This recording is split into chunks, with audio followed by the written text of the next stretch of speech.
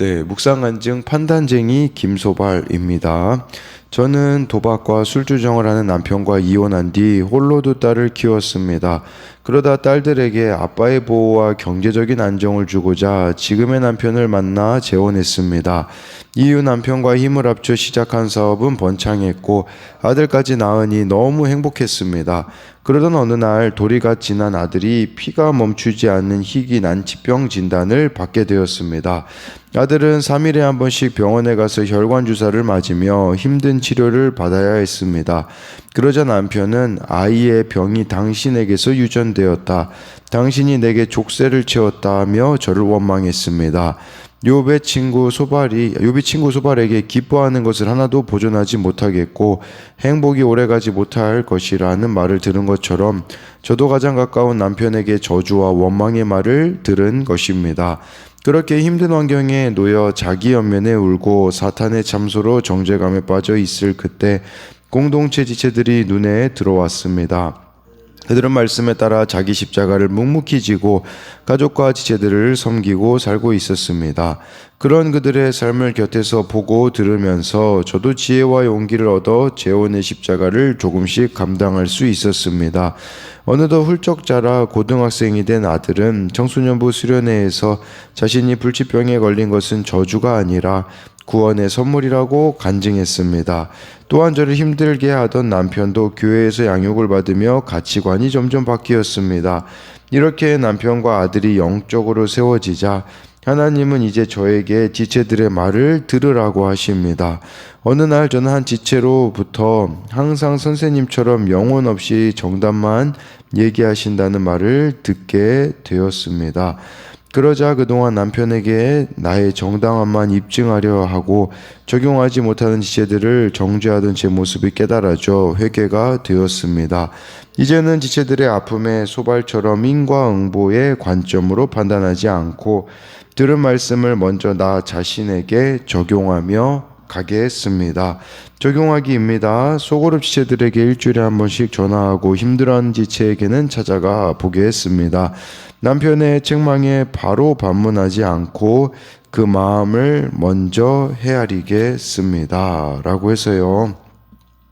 네, 정말 이 지체들이 보이기 시작하고 그로 인하여 재혼의 십자가를 조금씩 감당할 수 있었다라고 하지 않습니까? 그래서 또 이제 지체들의 아픔에 소발처럼 인과응보적 관점으로 판단하지 않고 들은 말씀을 먼저 나 자신에게 적용하며 가게 했습니다. 라고 이렇게 말해주고 있는데요.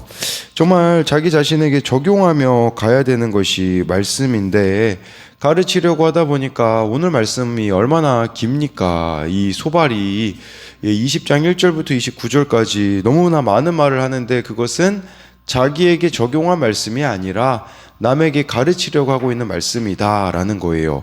오늘 말씀은 이제 초조하고 조급한 말이라고 해가지고 소발이 얼마나 참 감정적으로 가르치려고 욥에게 말하고 있는지를 볼 수가 있습니다.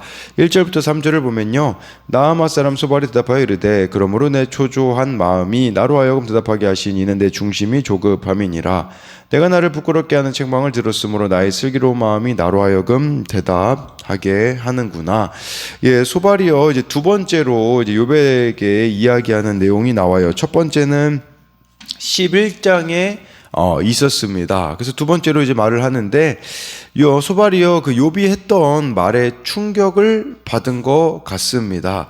소발이 최소한 욥의 말을 듣고서 조금이라도 자신을 돌아보고 잘못을 인정하고 친구들의 제안을 욥이 받아들일 것이다 라고 생각을 했던 것 같아요. 그런데 소발은 그런 반응이 욥에게 나오지 않자 흑백 논리로 욥과의 논쟁을 이어갑니다. 네, 그래서 이렇게 흑백 논리로 보는 자들이 있음을, 그런 자가 또 소발 같은 자다라고 볼 수 있겠죠. 그리고요, 여기서 이제 3절에 내가 나를 부끄럽게 하는 책망을 들었다라고 하는데 그 부끄럽게 하는 책망은 욥기 19장 마지막 28, 29절에 자신이 큰 모욕을 받았다라고 하는 것이에요. 네, 사람은요 옳은 말을 들어도 자존심 때문에 그것을 모욕으로 받아들여 더 큰 잘못을 범할 수 있다라는 것이에요. 자신이 죄인임을 거부하는 이 삐뚤어진 자존심은요, 구원을 이루는 일에 걸림돌이 된다라는 것이에요. 지금 이렇게 섣부르게 소발은 초조한 마음, 조급함 이런 단어를 썼다라는 것 자체가 지금 감정적이다라고 볼 수 있거든요. 그래서 왜 감정을 드러냅니까? 그 이유는 자신이 코너에 몰렸다고 느끼기 때문이다라는 것이에요. 그러면서요, 자기 말이 지금 맞다라고 주장하기 위해 3절에 나의 슬기로운 마음이 나로 대답하게 한대요. 이 슬기로운 마음이요, 원어로 보잖아요, 나의 통찰의 영 이런 뜻이거든요. 자기는 이 통찰력이 있다, 하나님으로부터 온 통찰력이 있다, 이런 식으로 말하고 있다라는 것이겠죠. 그러나 그렇지 않았다라는 것을 볼 수 있어요. 그래서 이것에 대한 적용도요, 옳은 말인데 자존심 때문에 모욕으로 받아들인 적이 있습니까? 감정이 앞서서 초조하고 조급한 말을 내뱉은 적이 있습니까? 나는 하나님의 뜻과 상관없이 내 지혜로 남을 성급히 판단하거나 정죄하지는 않습니까? 4절 5절 말씀을 보면요, 내가 알지 못하느냐 예로부터 사람이 이 세상에 생긴 때로부터 악인이 이긴다는 자랑은 잠시요 경건하지 못한 자의 즐거움도 잠깐이니라. 그러면서 이제 이야기를 시작하는데 또 악인이라는 이런 부분들로 시작이 되어집니다. 이 말은 욥이 악인이다라는 이 주장이 새 친구들에게는 변함이 없다라는 것이에요. 그래서 여기 보니까 악인은요, 5절에 보니까 성공이 잠깐이다. 악인이 이긴다는 자랑이 잠깐이라는 것은 악인의 성공은 잠깐이라고 말해주고 있어요. 그리고 악인의 그 즐거움도 잠깐이라고 여기 5절 말씀에 보면 경건하지 못한 자의 즐거움도 잠깐이라고 말해주고 있습니다. 그래서 우리가 이걸 통해서 좀 생각해 봐야 되는 것은요, 우리는 자기 생각과 뜻을 정당화하려고 말씀을 빙자하여 주변 사람들에게 조언을 하고 그게 하나님의 뜻이라고 착각할 때가 있는 거죠. 성경은요, 내 주장을 뒷받침하기 위해 가지고 와야 하는 인용 자료가 아닙니다. 성경 그 자체로 하나님의 말씀이다라고 할 수 있는데요. 그런데 이 소발은 어떻게 보면은 이 말씀을 참고 자료로, 그러니까 인용하는 근거 자료로, 내 주장을 뒷받침하기 위한 자료로만 사용하고 있다라는 것을 보여주고 있어요. 그래서 이것에 대한 적용도 내 주장을 정당화하거나 다른 사람을 정죄하려고 성경을 인용하여 하나님의 뜻인 것처럼 말하지는 않습니까? 6절부터 9절을 보면요, 그 존귀함이 하늘에 닿고 그 머리가 구름에 미칠지라도 자기의 똥처럼 영원히 망할 것이라. 그를 본 자가 이르기를 그가 어디 있느냐 하리라. 그는 꿈같이 지나가니 다시 찾을 수 없을 것이요 밤에 보이는 환상처럼 사라지리라.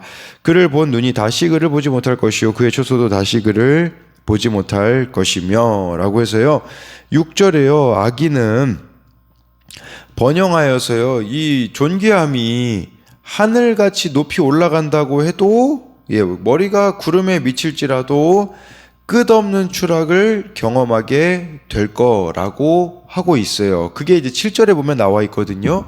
자기 똥처럼 영원히 망할 것이다. 그래서 악인이 그 추구하는 6절에서 말하는 존귀함, 이런 영광 같은 것들이요, 더럽고 냄새나는 똥과 같이 순식간에 치워질 것이라는 것이에요. 그러니까 악인은 이처럼 빨리 사라질 운명이다. 어느 누구도 그의 흔적을 찾을 수가 없을 것이다 라고 말해주고 있어요. 8절은요, 사람들이 밤에 꾸는 꿈이나 환상은 잠에서 깨어나면 사라지잖아요. 그것처럼 악인의 운명도 마찬가지라는 거예요. 이렇게 빨리 사라질 것이다. 9절에는요, 그를 보느니 다시 그를 보지 못할 것이래요. 악인을 본 사람들이요, 다시 악인을 볼 수가 없고 그의 처소도 다시 보지 못할 것이라는 거예요. 악인들이 그만큼 빨리 사라지게 될 것임을 말하는 것이겠죠.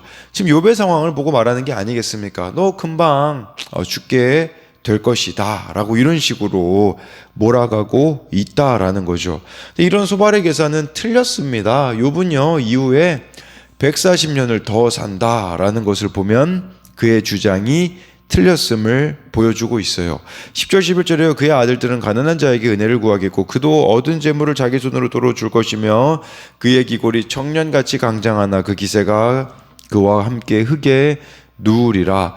예, 그의 아들들은 가난한 자에게 은혜를 구한대요. 10절에 보면요. 이것은 이 하나님의 심판은 악인뿐 아니라 악인의 자녀들에게도 향하다라고 하면서요. 이 자녀들은 구걸해야만 살 수 있는 신세로 전락하게 될 거라는 거예요. 또 10절에요. 그도 얻은 재물을 자기 손으로 도로 줄 것이며 악인이 부당하게 다른 사람을 착취해서 얻은 그 재물들은 다시 보상할 수밖에 없게 될 것이다 라고 말하면서요. 11절에요. 악인이 아무리 젊고 강하다고 해도요. 이른 죽음을 맞이하게 될 거다라고 말해주고 있어요. 그러니까 악인의 모든 노력은요. 뭐 이렇게 빨리 죽으면요. 사실 뭐 재물, 영광, 건강 다 소용이 없는 게 아니겠습니까? 욥에게 지금 남아있는 게 없거든요. 소발이 말하는 이 운명은 욥의 현실을 반영한 것이라고 볼 수가 있어요. 지금 소발은 끊임없이 욥을 악인으로 간주하고 있습니다. 12절부터 15절을 보면요. 그는 비록 악을 달게 여겨 혀 밑에 감추며 아껴서 버리지 아니하고 입천장에 물고 있을지라도 그의 음식이 창자 속에서 변하며 뱃속에서 독사의 쓸개가 되느니라. 그가 재물을 삼켰을지라도 토할 것은 하나님이 그의 배에서 도로 나오게 하심이니 라고 말해주고 있어요. 소발은요 악인의 삶을 음식에 비유합니다. 그래서 12절에 아무리 이 단 것이라고 해도요 그것이 이제는 소화가 돼서 악인의 뱃속으로 들어가잖아요. 그러면 어떻게 되어지냐? 14절에 보니까요 뱀의 쓸개, 독사의 쓸개가 된다라고 말해주고 있습니다. 그러니까 아무리 단 것이 그의 몸에 들어간다고 해도 결국은요 독이 된다라는 의미라고 볼 수가 있어요. 그러면서 15절에 그가 재물을 삼켰을지라도 다시 토하게 될 거래요. 그러니까 악인이 아무리 좋은 것을 누리려고 하지만 하나님이 허락하지 않으신다라는 것이에요. 그는 먹었던 것을 토해내듯이 부정하게 쌓은 이 모든 것을 다시 뱉어야 될 때가 올 거다라고 말해주고 있어요. 16절부터 19절을 보면요. 그는 독사의 독을 빨며 뱀의 혀에 죽을 것이라. 그는 강 곧 꿀과 엉긴 젖이 흐르는 강을 보지 못할 것이요 수고하여 얻은 것을 삼키지 못하고 돌려주며 매매하여 얻은 재물로 즐거움을 삼지 못하리니 이는 그가 가난한 자를 학대하고 버렸으며 자기가 세우지 않은 집을 빼앗음이니라. 그래서요 악인이 이 16절을 보면요 악인이 아무리 좋은 것을 먹을지라도 그것은요 독사의 독을 빠는 것과 같다라는 것이에요. 그러니까 아무리 좋은 걸 먹어도요 독사의 독을 빠는 것 같다. 이게 무슨 말이냐면 독사에 물리면 고통 속에서 죽음을 맞이하는 것처럼 악인도 그렇게 결국 불행한 죽음을 맞이할 거라는 거예요. 그 다음에 17절에 보면요 이제 소발이 꿀과 젖이 흐르는 강을 보지 못할 거다라고 말해주는데, 그런데요 이제 뭐 꿀, 젖이 흐르는 강 이런 것을 보면 뭐가 생각이 납니까? 이스라엘 백성들이 출애굽해서 가나안으로 들어갈 때 그런 기대감들을 연상시킬 수 있겠죠. 젖과 꿀은 이들이 꿈꿀 수 있는 가장 아름다운 삶이라고 볼 수 있어요. 그리고 하나님의 공급하심이 끊이지 않는 것을 말할 수 있습니다. 그러니까 이것을 욥에게 말했다라는 것은 너는 악인이기 때문에 꿀과 엉긴 젖이 끊임없이 공급되는 하나님의 공급하심이 끊어지게 될 거다라고 이렇게 말하고 있어요.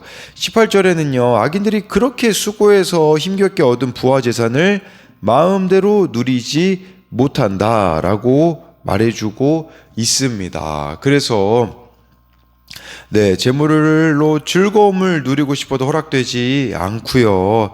그 악인들이 재물로 즐거움을 누리지 못한다고 18절에 보면 나와 있는데 그 이유가 19절에 보면 나와 있어요. 왜냐하면 악인들이 가난한 자를 학대하는 방식으로 이렇게 부와 재산을 축적했기 때문이다라고 볼 수가 있어요. 가난한 자를 도와주고 보호해 주기는커녕 자신들의 지위와 힘을 이용해 학대하고 착취했기 때문에 그렇게 되어진다라는 거죠. 그런데 소발이 과연 이런 걸 봤을까요? 욥이 막 가난한 자 학대하고 그런 거 보지 못했을 거라는 말이죠. 그러니까 이것은 추측에 불과하고 모함과 정죄에 불과하다라는 것이에요. 그렇다면 이것에 대한 적용도요. 나는 정확한 사실이나 확실한 근거 없이 추측만으로 남을 모함하거나 정죄한 적은 없습니까? 20절부터 23절을 보면요. 그는 마음의 평안을 알지 못하니 그가 기뻐하는 것 하나도 보존하지 못하겠고 남기는 것 없이 모두 먹으니 그러즉 그 행복이 오래가지 못할 것이라. 풍족할 때에도 괴로움이 이르리니 모든 재산을 주는 자의 손이 그에게 임하리라. 그가 배를 불리려 할 때에 하나님이 맹렬한 진노를 내리시리니 음식을 먹을 때에 그의 위에 비같이 쏟으시리라. 20절에 보면요, 이걸 원어로 보면요, 악인은 자신이 가진 것에 대해 만족을 누리지 못하기 때문에 탐욕에서 벗어나지 못한다라고 말해주고 있습니다. 그러니까 만족을 누려본 적이 없기 때문에, 우리로 말하자면요, 참된 만족은 어디로부터 옵니까? 하나님으로부터만 오거든요. 그걸 맛본 적이 없으니 탐욕에서 벗어날 수가 없음을 말해주고 있는 것이에요. 말 자체는 맞는 말 아니겠습니까? 진짜 하나님만이 우리를 만족시켜 주실 수 있음을 보여주는 것일 수 있겠지만, 그런데 여기서는 욥에게는 맞지 않는 말이다라는 거죠. 21절에요. 악인은요, 자신이 쌓은 모든 것을 먹어 치운다라고 말해주고 있어요. 그런즉 행복이 오래가지 못할 것이라. 자꾸 소발은요, 행복이라는 단어를 참 너무 많이 이야기하고 있어요. 어떻게 보면요, 이 인과응보를 주장하는 심은대로 거둔다의 그 신앙 자체가 기복신앙이라는 것을 보여주는 것이라고 볼 수가 있어요. 왜냐하면 신앙의 목적은요, 행복이 아니라 거룩에 있기 때문이다라는 거죠. 그리고 22절을 보니까 또 풍족할 때도 괴로움이 임한대요. 그래서 여기 보니까 모든 재난을 주는 손이 그에게 임한다라는 것은 예측하지 못한 불행한 일, 이거를 모든 재난을 주는 자의 손이라고 표현을 한 거죠. 그래서 예측하지 못한 불행한 일이 생겨 곤고함이 그에게 임할 거라는 것이에요. 23절에는요, 악인들이 또다시 잃어버린 부를 얻기 위해 다양한 시도를 할 거예요. 배를 불리려고 할 때가 그런 말이거든요. 그런데 하나님은 맹렬한 진노를 내리셔서 그가 번성하지 않게 하실 것이라는 겁니다. 24, 25절에요. 그가 철병기를 피할 때에는 노다닷을 쏘아 꿰뚫을 것이요 몸에서 그의 화살을 빼낸 즉 번쩍번쩍하는 촉이 그의 쓸개에서 나오고 큰 두려움이 그에게 닥치느니라 라고 해가지고요, 이 말은요, 욥이요, 그 욥기 16장에 보면 그런 얘기를 하거든요. 하나님, 정말 나에게 이 화살 좀 그만 쏴주세요. 이제 그런 식으로 욥이 느끼는 고통을 표현했거든요. 근데 그걸 가지고서는 24절에 하나님이 지금 너에게 철제 무기를 사용하셔서 너를 공격하고 있고, 놋 화살로 너를 꿰뚫고 있다라고 욥이 자기 자신 탄식하는 거에 대하여서 이렇게 정죄하는 말로 하고 있는 이런 소발의 모습이 나타나 있습니다. 그래서 너 지금 하나님의 공격당하는 거 그거 죄 때문이야, 내가 악인이기 때문이야 라고 끊임없이 말하고 있는 거죠. 26절에요. 큰 어둠이 그를 위하여 예비되어 있고 사람이 피우지 않은 불이 그를 멸하며 그 장막에 남은 것을 해치리라. 여기서 사람이 피우지 않는 불은요, 하나님이 직접 내리시는 불로 하나님이 심판의 주관자임을 보여주고 있습니다. 어제 말씀 그 마지막 부분 때문에 소발이 화난 거라고 했잖아요. 마지막 부분에 하나님이 심판장이 되셔서 너희들을 심판하실 것이다. 그걸 똑같은 말로 지금 소발이 받아치고 있음을 보여주고 있습니다. 네, 그래서 27절부터 29절을 보면요, 하늘이 그의 죄악을 드러낼 것이요 땅이 그를 대항하여 일어날 것인즉 그의 가산이 떠나가며 하나님의 진노의 날에 끌려가리라. 이는 악인이 하나님께 받을 분깃이요 하나님이 그에게 정하신 기업이니라. 소발은요, 하나님의 지금 심판하고 계시다라는 그 증인으로 하늘과 땅을 소환하고 있습니다. 예, 그래서 이 모든 불법과 폭력이 만천하에 드러날 것이다 라고 말하고 있어요. 28절에 하나님의 재판에서 죄인으로 판결된 악인은 가산이 떠나가게 될 거래요. 이것은 재산을 몰수당하게 될 거다라는 거겠죠. 그리고 하나님의 진노의 날에 영원한 심판을 통해 흔적도 없이 사라질 거라는 것을 말해주고 있어요. 그러면서 29절에 이게 바로 악인이 하나님께 받을 분깃이고 하나님이 그에게 정하신 기업이라고는 악인이라는 단어로 포장하고 있지만 실상은 누구를 말하는 겁니까? 욥을 말하는 거예요. 욥이 지금 재산이 다 사라졌잖아요. 그러니까 28절에 악인은 뭐 가산이 다 떠나간다, 이제 이렇게 이야기를 하고 있다라는 것은 바로 욥을 말하면서 욥에게 두려움과 공포를 불러일으키고 그 결과로 욥이 자신을 돌아보기를 바란 것이라고 할 수가 있습니다. 욥기 20장 얼마나 깁니까? 29절에 거쳐서 이 소발이 말하는 것을 성경이 기록하고 있다는 것은 우리들에게 무엇을 말해주는 것입니까? 우리도 은혜 없이 성경 지식으로 남을 판단할 때가 너무나 많다라는 거예요. 성도는요, 들은 말씀을 먼저 나 자신에게 적용하고 소화해야 돼요.